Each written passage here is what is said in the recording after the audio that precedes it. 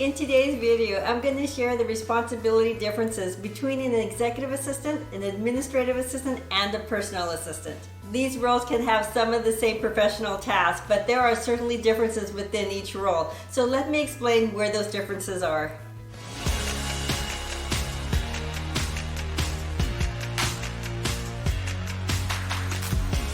Hey guys, this is Cherie from The Exceptional Assistant, and my channel is all about the day-to-day responsibilities and scenarios of the professional assistant. So whether you're an executive assistant today, looking for new tips and tricks, or you're new to the administrative role, this channel will be a great source of information for you. I've worked for executive level leaders within the largest corporations in America, from the gaming industry, the banking industry, and the movie entertainment industry. I've had some of the greatest executive mentors throughout the years, and this is my platform to share what I know. Now let's get to the video.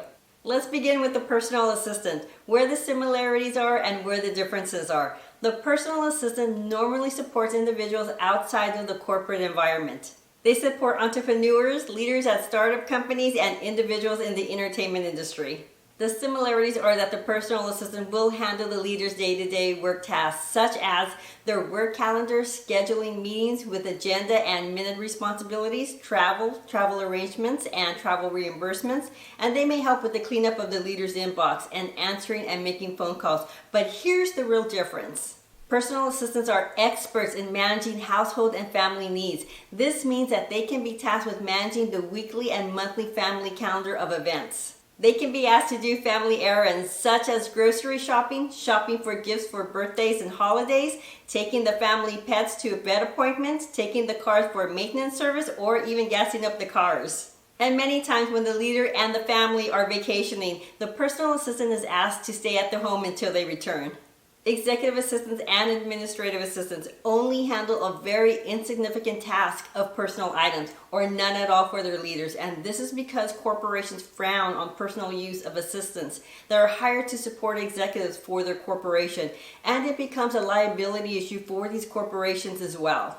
Let's move to the administrative assistant. The administrative assistant does many similar tasks as the executive assistant, but the real difference is the degree of responsibilities they handle and the level of executive they support. Administrative assistants normally support mid-level managers. The responsibilities of an administrative assistant range from assisting the manager with their calendar. They'll organize travel and handle travel reimbursements. They will organize the agenda and take minutes, and the administrative assistant normally handles the needs of the entire office. They also are tasked with all the new hire onboarding responsibilities, and the administrative assistant will assist in large group projects.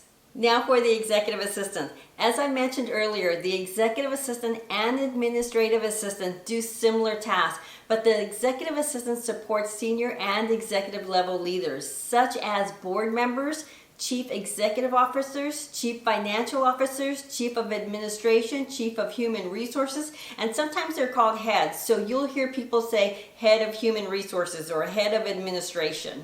The executive assistant is also tasked as a working partner for the executive's business partners on behalf of the executive.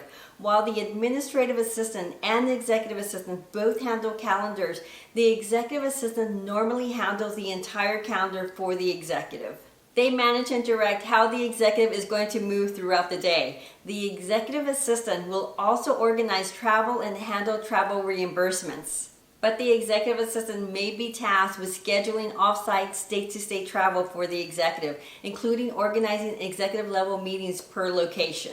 The executive assistant will assist their executive with their inbox to alleviate the executive from handling any administrative requests. They'll conduct routine cleanups of the inbox from chain responses. And the executive assistant will review, manage, and act upon emails on behalf of the executive when they're traveling, on vacation, or in all-day meetings. With the administrative assistants, they will help support the large projects, whereas the executive assistant will lead the large projects. So to sum up the differences, personal assistants are experts in the support of one leader and the home environment.